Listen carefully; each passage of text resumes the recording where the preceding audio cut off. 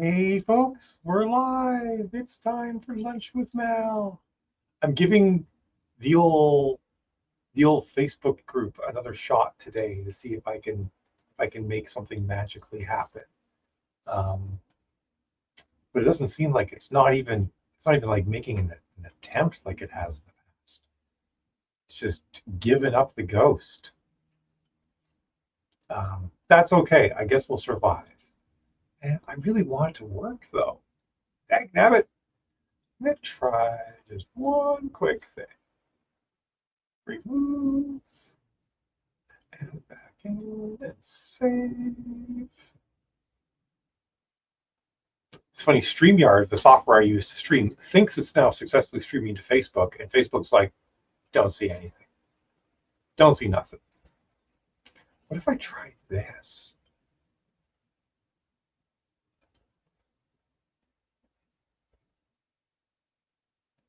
Like eternally eager to actually stream into the group again.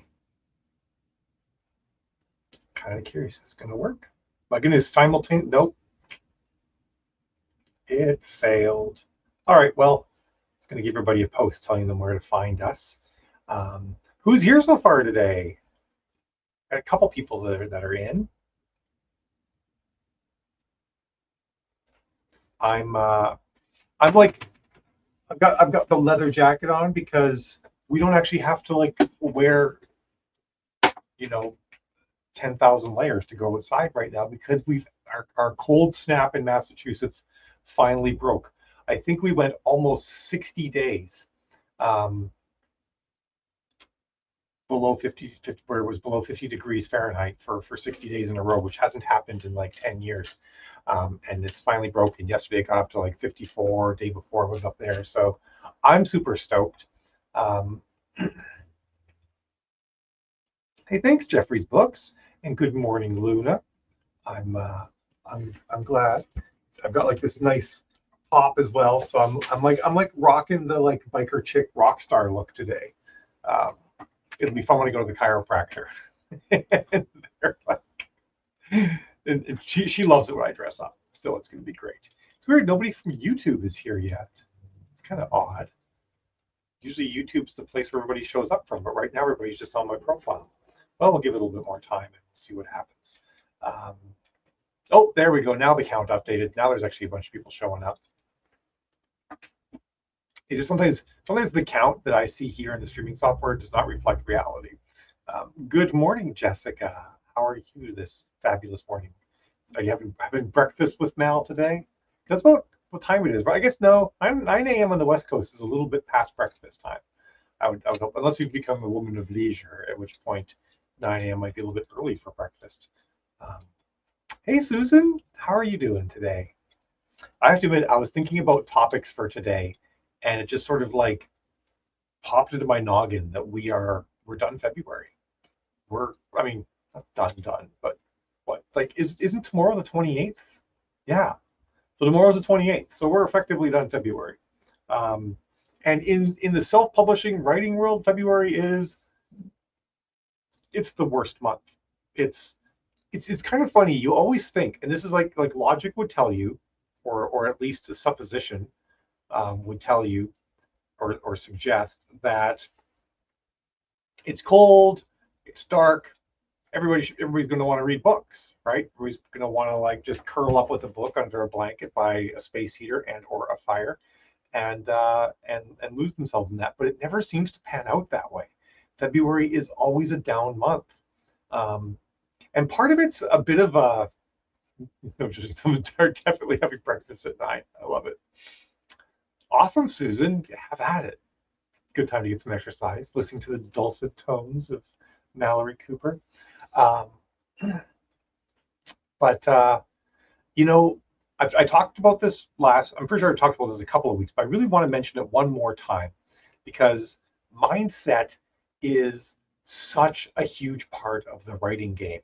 Um, because we, as authors, we're the CEO, we're the sales department, we're the marketing department, we're the manufacturing department, we're the support department, um, and we're also like the creative team that's doing the ideation. we're an entire business top to bottom. And I know we all know that, right? Like, we're a small business, we wear all the hats, but the important thing here is that we have to be analytical and strategic and creative. Um, and if you're like looking at a month of the year and you're like, I'm not meeting my numbers, boy, that makes it hard to be creative, right? So this is like a job where, because we're one human being, the feedback loop can be pretty detrimental sometimes. So it's such a head game being an author, because if your headspace goes wrong, even the most written 1,000 books pro author is going to hit a wall. It's very hard to force yourself to write and to be creative and to be excited about your writing when everything else feels off. And February kind of always does that. And I got to remind you, and the quality control department, yes, absolutely, Jessica. Yes, Rosa, bring on spring and longer days and more book sales, all the things. Troy, we're supposed to have a plan for the year. I mean, it helps. It helps if we have a couple of bullet points, like a rough outline of what you're going to do for the year. But so something to keep in mind. November typically has the highest KU rate of the year. Comes down a bit in December, but December's 31-day month, so we get that extra day in the mix. So December, all things being equal, generally performs as well or better than November, because if you play your cards right, you can get a lot of print sales in December as well. January, also a 31-day month, which helps out, but January has a really low KU rate. But we don't see that during January. The KU rate the last 9 years, ever since this version of KU has been in place, where we get paid by page read, January's rate has always plummeted from the November-December high. But we don't see that until February 15th. A lot of times we don't go back and look at our January numbers to realize, like, oh, January wasn't quite as rosy as we thought it was. Like, say you made, I don't know, say you made $7,000 in January, and you're like, go me, I made $7,000. What you didn't realize is that you maybe only made $6,500 in January, but you didn't find that out till January 15th. However, your February numbers were using that nice high December KU rate until February 15th, because it's always the 15th of the following month that the prior month's rate gets set. And then the reporting system in KU switches from using December's rate to using January's rate. And you see this drop that happens. And that can be demoralizing, because you think like, okay, February is kind of okay, and you wake up like the morning of the 16th, or the rate doesn't always come out exactly on the 15th, depending on days of the week and stuff like that. And then you're like, oh crap, everything's not as good as I thought it was. And normally you've still got 15, 16 days to go in the month, but no, this time around, you've only got, February 16th to 28th is like 12 days to go. And that's sort of a kick in the something, wherever you don't want to be kicked, which generally is pretty much anywhere. You don't really want to be kicked anywhere. So it's a kick in the head. Why not the head? As my father used to say, it's better than a kick in the head with a cold steel boot. I don't know why the boot had to be cold, because I don't think that really matters that much when you're being kicked. In fact, I'd actually rather have a cold boot than a really hot boot. Like, anyway, still doesn't matter that much. Anyway, aside from dissecting my father's strange saying, people always think I have strange sayings. There's a whole bunch of my father's sayings that I don't say, because I'm like, I don't think I can even say these in polite company. And not because they're lewd, just because they're weird. Sometimes gross. Anyway, I heard J months of the slowest. I don't think that's a thing, Jeffrey. But yeah, so February has like this triple threat.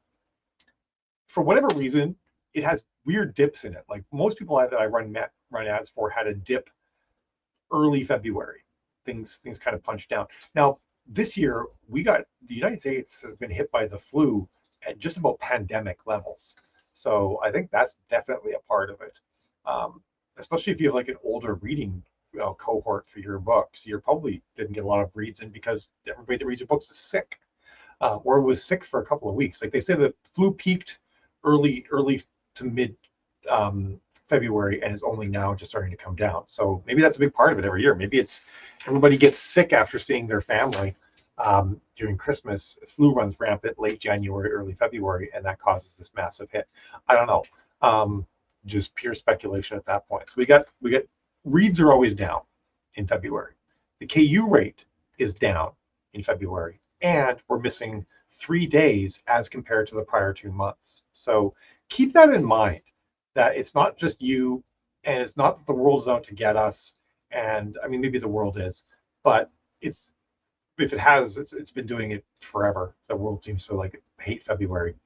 That being said, every year for the last 9 years, the KU rate has actually gone up again in February. Not usually to this December, November high, but better than January by a solid amount. So come March 15th, if you go back and look at your February numbers, they should bump up from what you're looking at closing out on now. So keep that in mind. All is not lost. All right, I'm going to catch up on comments here a little bit. Dun, dun, dun. Trying to reset down. Nice, Danica. I mean, if you play your cards right, January can be a baller month, especially if you do paid advertising, because the advertising costs come down quite sharply in January. So if you bulk up in awareness and downloads and whatnot during December, then you really push hard that week between Christmas and New Year's, then January can just crank for you. Absolutely. Desiree says, expect the flu got worse this coming year because they called off the meeting they do every year to determine what variants. Oh, to get worse. Yeah, I just saw that, Desiree. I am not stoked about that. For those of you who don't know, every year they try to determine which variant of the flu is going to be the more common variant of the flu. The H1, the H3, hopefully not the H5. That's the bird flu, the one we don't want to get because our bodies don't know what to do about it. Every year they try to determine which one's going to be the one that happens, and then they get production ramped up for vaccines, and then we actually all have vaccines, and they canceled that meeting this year to figure out which flu variant. Maybe the medical community will just look at whatever Canada decides and just be like, yeah, we're gonna go with what Canada picked. That's my hope. I mean, because the pharmaceutical companies are going to want to sell some flu shots, so yay capitalism. Troy's new plan for 2025: write books, release books, drink coffee and/or whiskey. That's a start, Troy. Just put a number beside that. Write books. How many books? Give that a start. Jessica says, I'm really bucking the trend. My February is on track to be as good, if not better, than January. I mean, not everybody follows the trend, absolutely. And we ramped up your ad spend in February too, Jessica, and added that additional, at least one additional AMS ad that looks like it's cooking pretty hard for you. So hopefully that helps. But I love that you're on track to beat January. But I do want everybody, to be aware that it's not always going to happen the way. Oh, and we've got a bit of a mix now. We got Facebooks and YouTubes cooking in here. So I'm going to try to remember to actually show the comment on screen. I apologize for when I forget to do that. And SL Shul is here, and Monique is here, and Len has made it, and Sydney's here. Yeah, that's my fault, because it's the Facebook people that you can't see. That's weird. See, there's Jessica's comment from Facebook. Ta-da! No, I hate if that might be true, and I still hate it. Let me say that, Len. Desiree is working hard on getting 8 books published this year. That is awesome. Someone, and forgive me, was it Sydney? And I think it was this Sydney, who's already written 3 books. I think you mentioned that in our sprints on Monday, that you've written that much, which is awesome. You started rewriting book 5 in the series, 9 more to go. So what's your plan, Monique? When do you expect to have all the next 4 after this one done? And I'm gonna like keep an eye on you, making, not that my approval or judgment matters in any way, shape, or form, but maybe a bit of this additional accountability doesn't hurt. Let's see. Number depends on the ratio of whiskey to coffee consumed. Yes, that is the thing. I just realized, did I put a post in the group? I didn't put the link in. I put a post in our Facebook group saying to head over to YouTube to watch the thing, and then never put the link in. Let me just fix that. Sorry, folks. I don't have my producer with me today, otherwise known as Jill. That's the problem. Apparently, my whiskey to coffee ratio is off today, which is interesting because I've only had coffee. So clearly, I need to get some whiskey in the mix. Yeah, that's right. Book number 3 of the 5 you've loaded and ready to go. That is awesome. So what's the publishing schedule for those? When do they all start rolling out?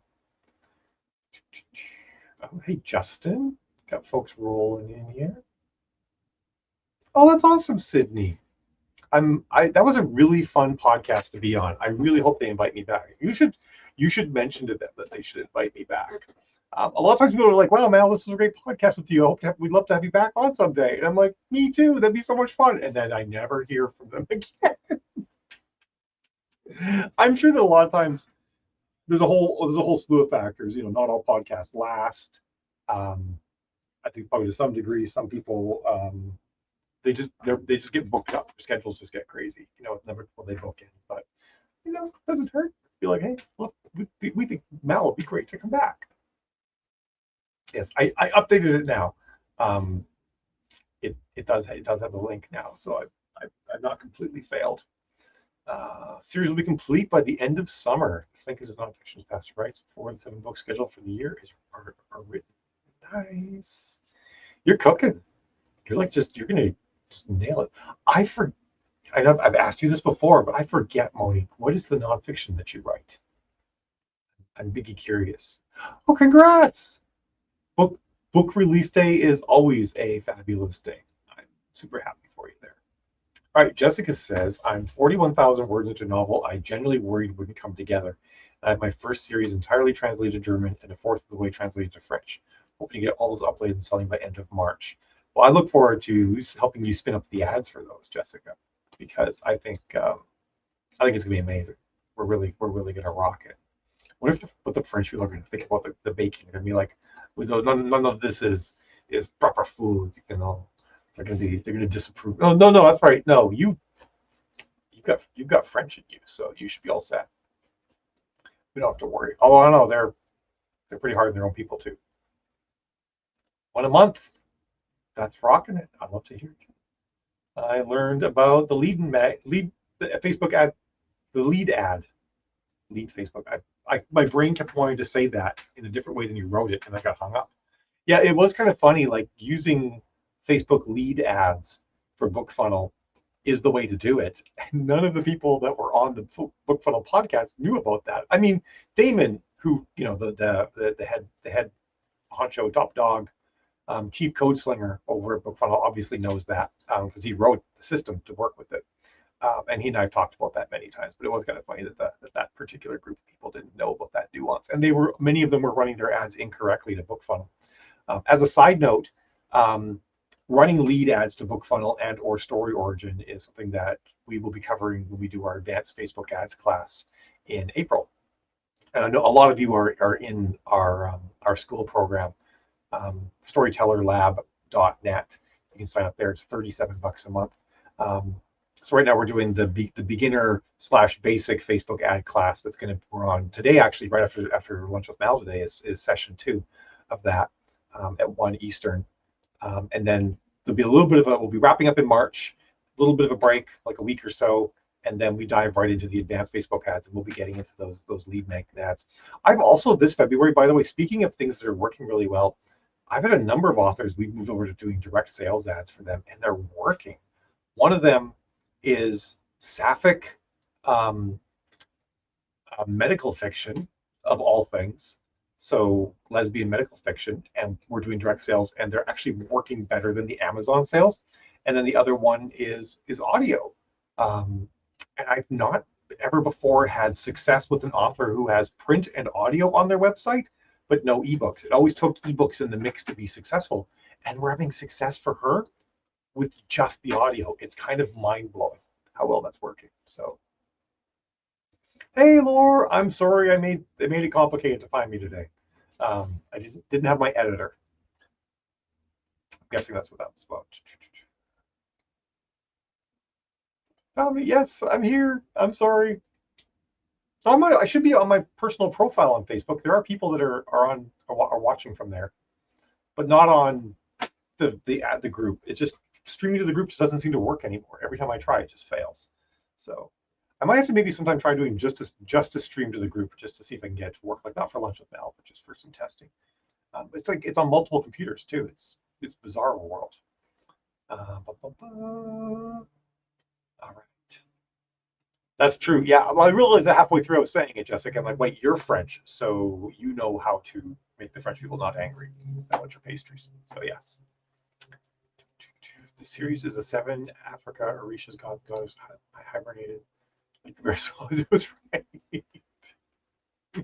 I love it. That sounds really interesting, actually. Is that like a particular part of Africa, or is it sort of like a pantheon that is present across much of Africa? Unsurprisingly, I don't know a ton about non-North African. By non-North African, I mean outside of Tunisia and Egypt. I don't know much about the gods and goddesses of Africa, but it's a blind spot I'd actually like to fill in. Cool. All right. Sydney says, I use Story Origin Bin with Evan from the beginning. So many awesome tools on his site. Yeah, he's got some good stuff. He actually said he wants me to have me on his podcast, and I said sure. And I have heard crickets from him ever since. So Sydney, you should reach out to him and be like, bro, like, get Mal on there. I mean, I could do it too, and I should. But yeah, I'd love to be on his pod. Talk with him too. Transition from YA PNR to adult UF, scary but exciting. Easier to market though, because when whenever you're marketing YA or middle grade, much more with middle grade than YA, to a certain extent you're marketing to the parents, not to the actual readers, and that makes things a lot more complicated. Now YA has lots of non-actual young adult readers, so it's not as bad as middle grade, but once you move into adult, yeah, you kind of open up a much broader. My brain keeps wanting to say the word pantheon, but that's not right. A much broader pool of readers. Yeah, we should totally do that. We gotta. You and I need to like schedule a call to talk about plans and schemes, Jessica. Lunch with Mal Advanced Edition. What's advanced today? Something advanced, Laura? I'm all about being advanced. I just don't know what it would be. Yes, the school app for those of you who are in school, which is our where we it's where we have storytellerlab.net. That school is the software we use to facilitate all of that. It has a calendar, and the link is always in the calendar. So that's how some people found me for sure. Catherine, you made the live. You did. I'm a little bit scattered today. Wait, what's the crickets for? Did I miss something you said, Justin? If I did, I'm sorry. You guys are chatty today, which I love. I'm like just responding to your comments. Excellent. Yeah. Give them a little jab in the side. Sure. I don't know if there's a pop-up in school. I think I'm going to give folks a little. I mean, many of you've had a sneak peek into school, but in case you haven't, share screen. When's this thing going to appear? There we go. So this is the main page of school, which is the forum. And whenever there's something actually happening, there's a little live button here. So I'm guessing that's how people found it. So you click that. Oh, this is the wrong link. It is. Oh my goodness, it is the wrong link. That makes things complicated. Where do we go here? See, this is not Jill's fault at all. But it's like, without my producer, I'm nothing. That's what the takeaway is here. All right, stop sharing. Back to just me. So now, I'm really impressed that this many people made it. This is actually like a really large number of people to be here when I got all the links wrong on everything. Did I yawn? I'm so sorry. They go through Centuria, Haitian Voodoo, Trinidad. Okay, that's really cool, Monique. I like that. yeah, it was a maze that basically led nowhere. So kudos to everybody who made it. You're saying with the invitation, you're still waiting to hear from you. Said I am. Oh, yes, about Story Origin. Yes, Justin, and all the people who are always like, "We'd love to have you back," and then never say anything to me ever again. It makes me sad. I think I'm actually like a really engaging podcast guest too. I'm like a lot of fun, and you don't have to like. So I've hosted podcasts before, and sometimes with some people, you're like dragging information out of them, and you're asking questions hoping that they're going to talk for like a couple of minutes, and they give you like a 1 sentence answer, and you're like, hey, I'm screwed. I don't have enough questions to make this thing last. I'm not that person. I will talk and talk and talk. You have to cut me off, so I'm a great person. You did, Laura, and I am pleased for that. Hey, William, I'm sorry that it was hard to find us today. Instead of going to the sprint link and then clicking on your page. Oh, there you go. That's the tricksy way to do it. Chill with social brilliance. Without her, we get to say pretty. The white wig though, right? Like, I have to wash this wig because it's a little bit oily, but it's not head oily. It's latex polish oily because I wear a lot of rubber, and you polish rubber with silicone oil, and it gets in the wig, and then the wig gets stringy, and you gotta like really work it to get it out. So I have to. But I'm actually seriously considering switching to exclusively white wigs because I really like how they look, white and silver. Like get rid of every other wig I have that's not white and silver, and just go only white and silver. That's my crazy plan right now. Want my books? Nice. Just about to start on my newsletters for next month. I realize it's time for your live. That's right. So you got to do it afterward. I want to come talk on my new YouTube channel. Oh, what's the topics, Glenn? I'm down. So I've caught up on chat. Oh my God, you guys, you just keep going. Yeah, do keep going. I love it. A move in chat gives me energy. But yeah, for me, like, how's my 2025 plan holding up? I'll admit I did not make a super solid 2025 plan because for the last few years, from a writing perspective, from a content creation perspective, my plans have failed. I have failed for like 2 years in a row to do what I set out to do from a writing standpoint. So I didn't make a strong plan because I was afraid I would fail. And I think that probably all of us have been there at some point, right? Like if you set your expectations super low, then you can't fail. But what I did anyway was I implemented systems that would help me get where I wanted to go, without like sort of like setting a stake in the ground about number of words by a certain day or releases or something like that. And I think I mentioned this last week as well, but I finished the rough draft of the book that I've been fighting with for years to finally get written. And now I'm on to editing it. And I'm about halfway through my edits. And I'm doing them mostly in the sprints that we have in school. So like Monday, Thursday, Friday, we sprint together as a group. And I think on Monday we had like at one point like 14 people in there sprinting. And it's like write for 20 minutes, I gab for 5 minutes, write for 20 minutes, I gab for 5 minutes, kind of thing. And I've been cooking by doing that. So I'm at the point now where I'm like, I think I'm gonna actually have a publishing plan this year.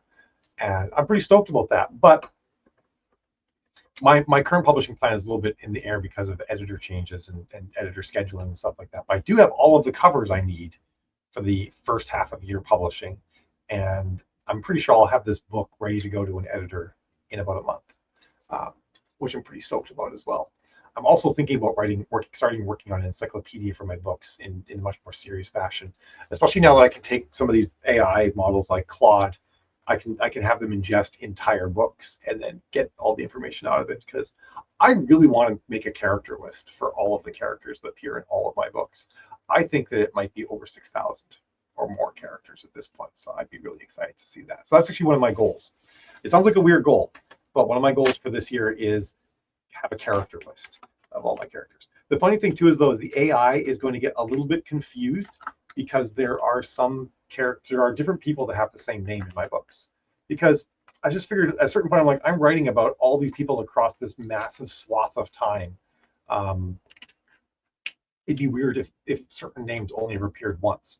So I think there's like 4 or 5 people named Susan or something like that, and some other ones, which from a realism standpoint is fine, but from a not confusing the hell out of your reader standpoint is not great.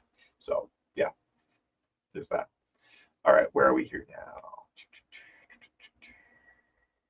Oh, you guys just cruising. All right.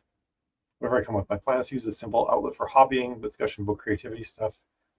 There, it's all discussion. All right, well, let me know. Reach out. Tolino print royalties 30 and Wise, the international bank 6 in fees. Oh, that's rough, Sydney. Damn those fees. Yeah, maybe at some point in the future, Jessica, I might get back to doing it every day. I mean, I'm already doing it 3 days a week. How hard would it be to add 2 more? Tuesday's a tricky day though, but Wednesday, well, maybe I could add sprints in on Wednesday, even if it's just for like 2 hours. It's not that hard to fit 2 hours of sprinting.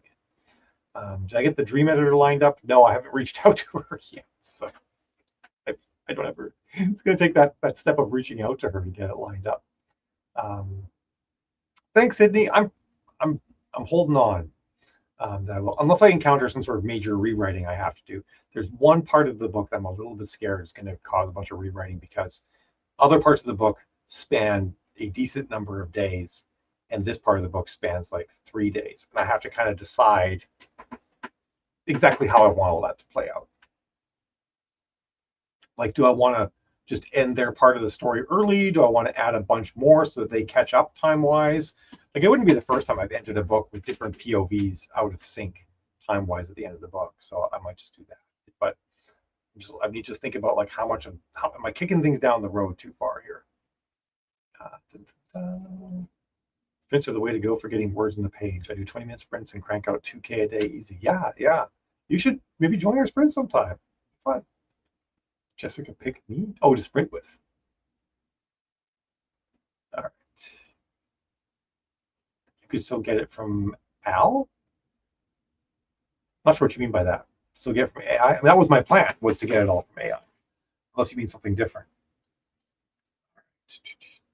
People talk about payment systems. I don't know too much about international payments, so I'm not gonna comment on that.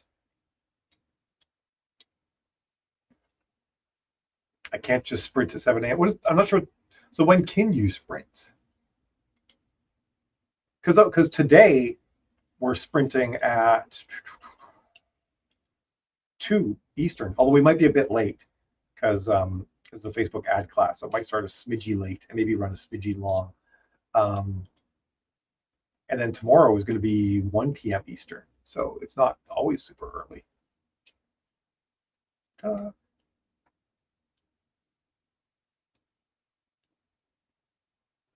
It's true. I do need to reach out to her. I do. I have to get my ducks in a row on that. Oh, that's awesome, Lore. Congrats. Release days are the best. And then you get back to the writing. Yes.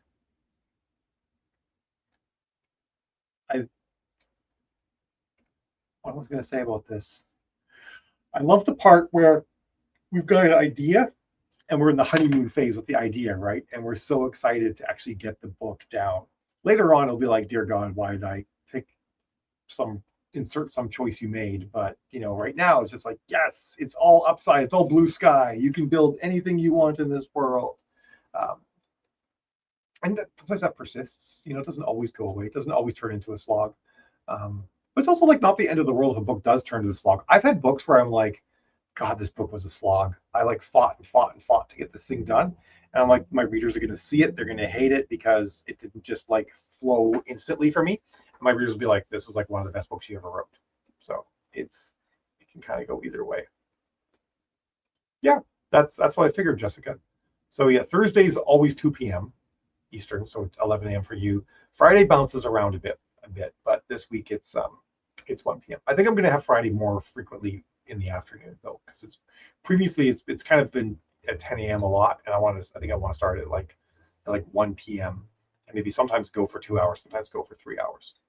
And then it'll be me and wine, because last Friday I sprinted with Chardonnay and I loved it. So I think that's going to be my thing. For me, Friday sprints are Chardonnay sprints. Yeah, that's my plan, Danica. That's what I want to do. I want to because I want to use Claude for that. William says I use Aeon Timeline as well. I use it for some really big, broad stuff. For me, keeping track of things in my books is relatively easy because every chapter header actually has the date on it, has date and location. Because my readers are nerds, and they like things like that. And I'm a nerd, and I like things like that. I can't remember the first book I encountered in it. It might have been Werner Vinge's A Fire Upon the Deep, which is, if you read science fiction, Werner Vinge's A Fire Upon the Deep is one of the best science fiction books in existence.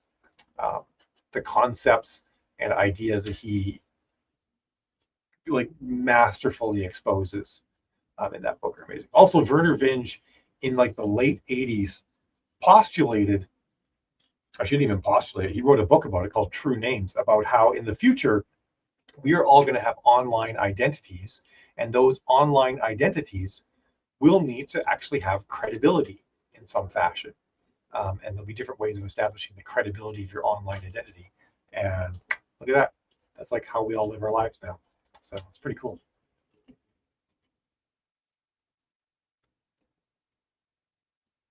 Last Friday was fun. Yes, the writing was fun.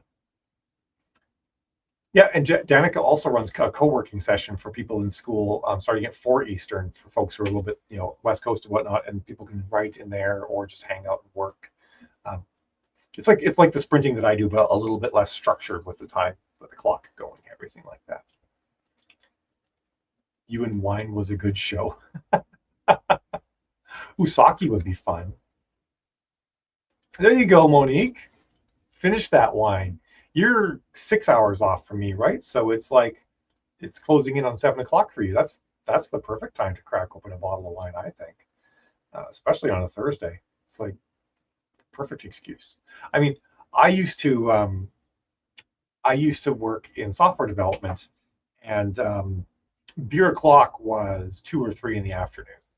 So we had multiple kegs in the office, and we had lots of bottled beer and whatnot as well. And so I would actually have the first beer usually at like 2 or 3 in the afternoon to sort of make all the I was a director, and make all the folks who worked for me and worked around the company realize, like, hey, like, the kegs aren't here for just after hours. You can have a drink while we're working. It's okay. And we also had this one meeting that was always really contentious. It was between product managers, engineers, and designers, and it eventually became a meeting that no one could get through without alcohol. So that also kind of, like, that meeting, whenever it happened, also started beer o'clock as well. So I used to drink a lot more when I worked in software development. I would have like 3 or 4 beers a day because I was usually working till 7 o'clock or something like that.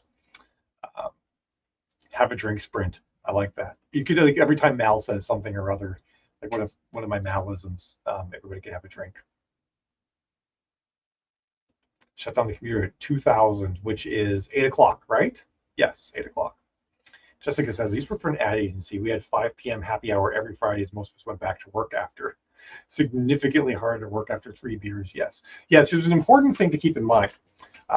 There's a thing called the Ballmer peak, and this applies to writing as well, by the way. This was coined by Steve Ballmer, of Microsoft fame. And what he determined is that there's a certain amount of alcohol you can consume that gives you godlike programming skills. And it's usually about 3/4 of a beer. And at 3/4 of a beer, you'll get this light buzz, and you can get your focus on. This might be like an ADHD thing, because I'm pretty sure that most software developers have ADHD, or autism, or both. And you get this, like, this buzz, and you develop godlike programming skills, and you can just, like, bang out code like nobody's business. The problem with the Ballmer peak is, on the far side of the Ballmer peak is the Ballmer cliff. And if you fall off the Ballmer cliff the next morning, thank you, Alexa. If you fall off the Ballmer cliff the next morning, you'll look at the code you wrote and you'll be like, what crazy person did all of this? I don't understand what's happening. And I found personally that this actually applies to writing. If I can get like a light buzz on from like half to 3/4 of a beer, or like, like a small glass of wine, I can actually like write like nobody's business. Um, and then you figure out how to maintain that, like how often you need to take a sip to sort of maintain that buzz and keep those godlike programming or writing or just general creativity skills rolling. Because writing software is all creativity. It's like 100% creativity. It's problem solving with math, but using words, effectively. So that's my jam. Yeah, that too. Exactly. It's just, you're just like, I'm just here. I'm just vibing. I'm just doing shit, and what happens happens, and you just make the words flow. So yeah, I feel like that's kind of all I've got today because I need to grapple with myself a little bit of Motion food. detected at garage camera. Thank you again, Alexa. I don't know if you guys can hear Alexa or not when she lets me know that someone's at our garage door, but there she is. Yes, absolutely getting in the flow, 100%. Um, but yeah, so for me, Friday sprints are going to continue to be, sprint and drink with Mal is what we're going to be doing on Fridays. So I think that's why afternoon for Friday. This is where this came from. This whole topic spun off of sprinting Friday afternoons, not Friday mornings, because it's better for drinking. Um, no, oh my goodness, Laura. Yes, Laura's a counselor in detox. Oops. So no beer lunch there. Yeah, that makes sense. You probably can't do that. That would be bad juju if you started doing that. Um, but yeah, props to you though, Laura, of course, for doing that. Yes, sprint and drink with Mal. Exactly. Right words, drink booze, have a good time. Or drink whatever you want to drink. Drink a Sprite, drink an iced tea, drink a mocktail, drink nothing, drink water. All are good. That's those are the best times when you get in that flow and you just bang out that many words.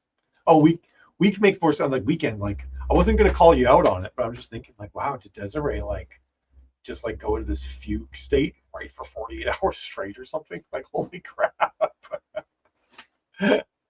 But still, 60,000 words in a week is like top tier. I love it.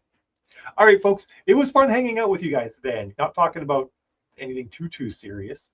Um, I always love just sort of having a good chat with everybody. Coffee sprints, that works perfectly, Laura. I love it. All right, but I have to get ready for come on, words, come on, brain, work from here, for session 2 of our basic ad class, which starts in 17 minutes, where we're going to be getting into building audiences and different ways of building audiences. If you're keen on coming to that, you can sign up. You can actually sign up for school right now. You can go to storytellerlab.net. It's $37. The class will be done within a month. You can watch the recording of session 1, and then you can peace out if you want, or you can hang out for the advanced class and then the other classes we're running, plus the community, plus the 20 some odd courses that we have up. So always an option. And I'm pretty sure I'll be seeing some of you in about 15 minutes or so as well. So have yourselves a fantastic day, an awesome Friday tomorrow if I don't see you then, and a great weekend. And I'll see you guys later. Ciao.